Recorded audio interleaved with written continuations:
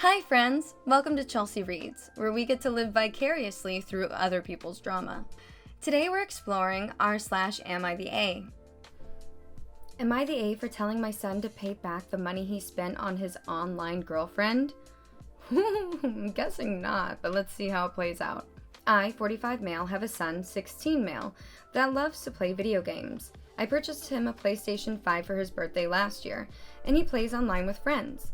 He's been telling me that he has been chatting online with a girl, 15 female, and they have slowly started dating. They don't talk over the microphone as hers broke and he has no idea what she looks like. I told him to be careful on what he sends her and to not give her any personal information.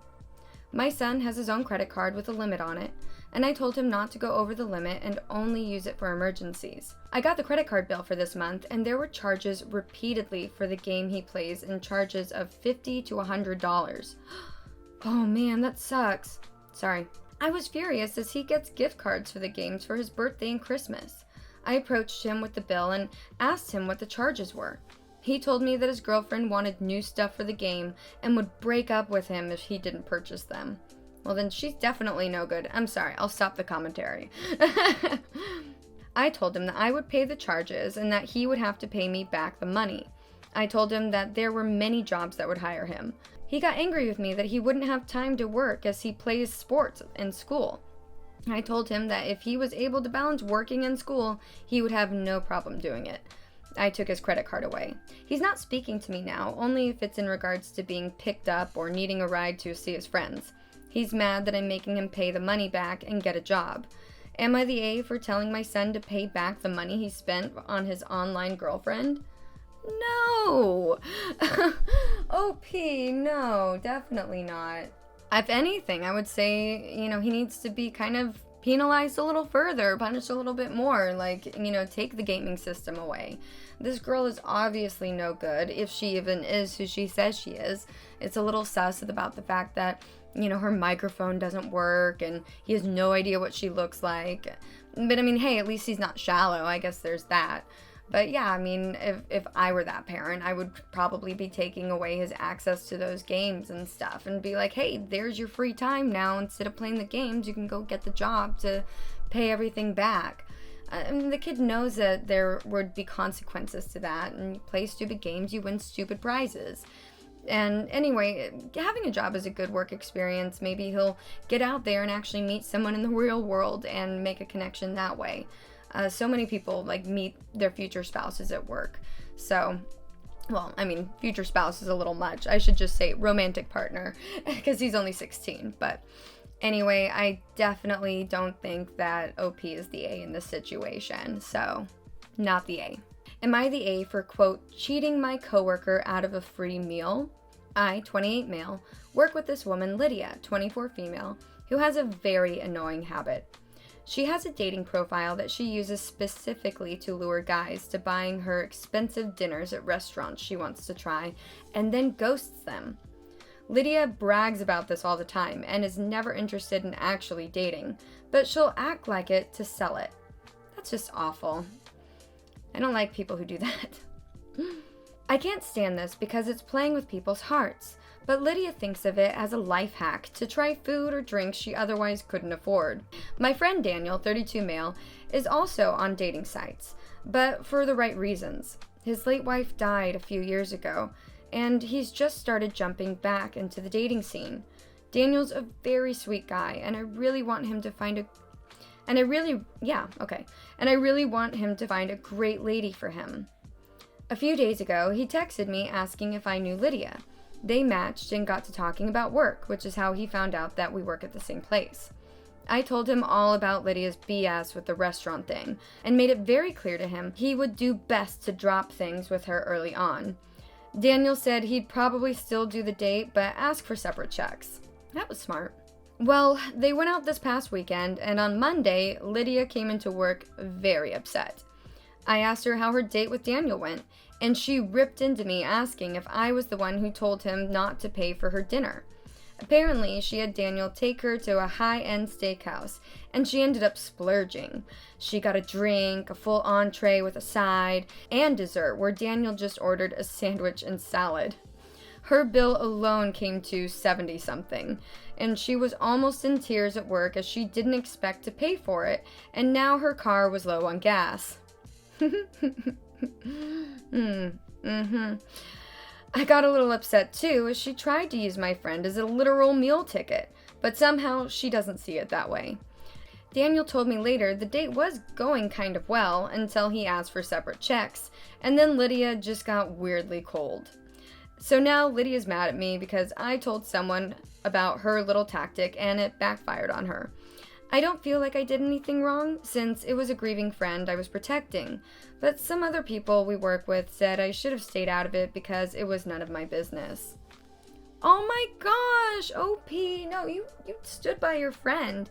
I mean, this woman is just going around and kind of, I don't know, I mean, it's kind of underhanded in my opinion. I've been married for over 10 years at this point, so I've been out of the dating scene for a while. I've heard about tactics like that. Luckily, none of my friends ever have done anything like that, and I just can't imagine like doing that. I mean, I think for a lot of people, it's kind of standard nowadays to just split the check anyway, because there are people out there that do that.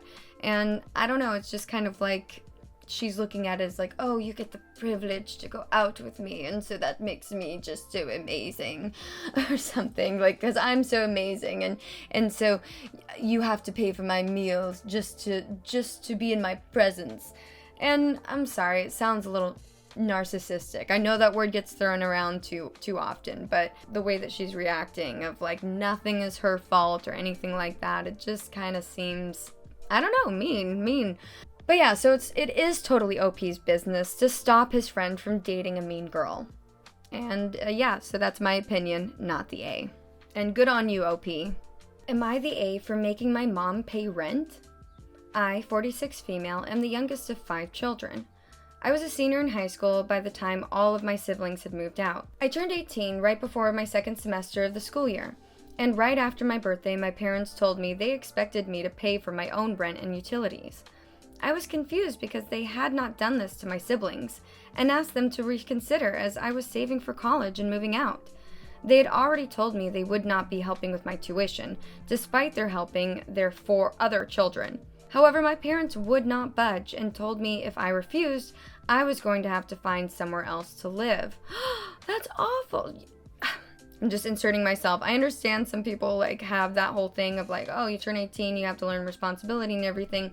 But I feel like that if there's a situation where the kid is still in high school, you postpone that requirement until after they've graduated high school, because when you're a student in elementary school, middle school, high school, like that is your career. That is what your main goal is. So anyway, back to the story. I continued to live with them, paying off my expenses. With the money I gave them, they treated themselves out to dinner almost every night. They also occasionally took little vacations without me and left me at home alone for days on end.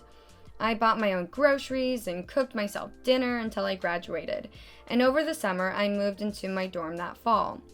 My dad passed away a couple years ago, and now my mom feels that her house is too big and lonely to be comfortable.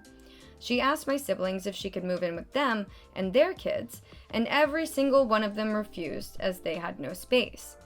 My house has a guest room, so after the previous room-related rejections, she called and asked me for my extra room. So I told her she would have to pay rent and utilities. Over the phone, she blew up and yelled at me, calling me ungrateful and petty. She apparently also told my older siblings about this argument, and now they are contacting me saying I should leave the past behind us and be kind to our elderly mother. The eldest, my sister, also called me petty and immature. In my opinion, they don't understand how I was treated in high school, how it felt to have everyone in my family leave me behind. Though I feel I could have been kinder to my mom, I still feel hurt about how they abandoned me financially in high school and emotionally throughout most of my adult life. So am I the A? Oh, no. No. I mean, I'm sorry. Like, I don't necessarily always support being petty. Sometimes petty can feel really good. But in this case, it's like, I'm so astounded by the way that the parents treated OP.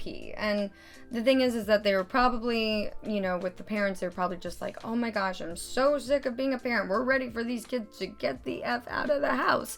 And so maybe they were doing that as a way to like get OP out of the house. But it sounds like OP moved out anyway, like as soon as she could. So yeah, that just seems really, really messed up. And the thing is, if the other siblings don't have room in their houses and then also don't support OP charging rent, then maybe they should pay the rent for the mom to live with OP. Like do their end to support her and everything if they feel so bad about their elderly mother. And it's not like mom's gonna be out on the street or anything like that, because mom has a house already. She just thinks that she's just lonely, which is understandable. I mean, you spend your entire adult life married to someone and they're not there anymore, and that kind of makes a huge void in your life. But the way she's acting the mother is acting incredibly entitled towards OP, and at this point OP doesn't really owe her mom anything like that, other than the fact that, she's her mom. So, I don't know, I would definitely say not the A in this case for OP. I do think that if the siblings really have an issue, then they should pay the rent that OP wants, or if the mom's like super lonely, then maybe open up her house to have roommates or something. Anyway, that's my opinion. So those are today's stories. Let me know your thoughts about them down in the comments. Please subscribe if you haven't already, and let me know if there's any other subreddits you want to see featured on this channel. Thank you again for joining me on Chelsea Reads. I hope you have a great day, and please remember to be kind to other people and be kind to yourself.